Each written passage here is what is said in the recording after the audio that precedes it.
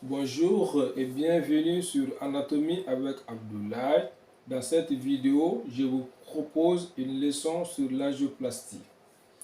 L'angioplastie est une technique médico-chirurgicale de modification d'un vaisseau sanguin, le plus souvent une artère.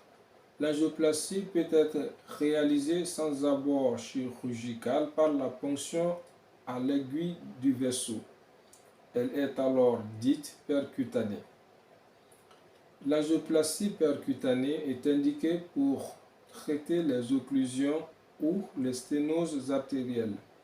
Elle utilise pour cela de petits ballonnets gonflables à usage unique qui permettent de dilater l'artère à l'endroit du rétrécissement. Le plus souvent, le geste est complété par la mise en place d'une endoprothèse métallique, communément appelée cintre ou ressort, qui reste incrustée à l'intérieur du vaisseau pour éviter la reformation d'un rétrécissement. Cette prothèse est progressivement recouverte par les cellules de l'artère qui, dans certains cas, se développe excessivement, reformant un rétrécissement, phénomène dit de resténose. Pour lutter contre ce phénomène, de nouvelles prothèses recouvertes de produits actifs luttant contre ce développement cellulaire ont été inventées. Dans tous les cas, l'administration de médicaments luttant contre l'agrégation plaquettaire est nécessaire à long terme.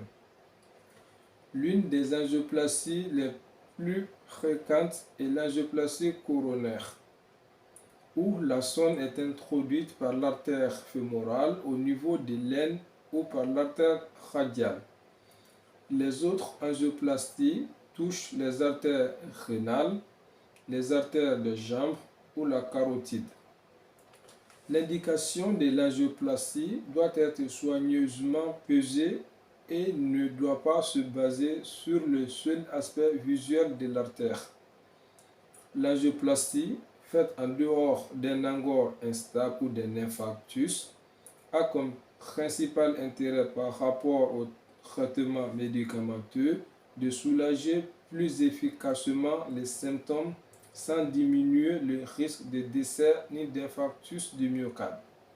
Il semblerait préférable pour la plupart des patients ayant une angine de poitrine de commencer par le traitement médicamenteux avant d'envisager une angioplastie selon les résultats des tests cardiologiques, épreuves d'effort, échographie de stress ou scintigraphie myocardique de perfusion. C'est tout pour cette vidéo. On se donne rendez-vous pour une prochaine. Au revoir et à bientôt.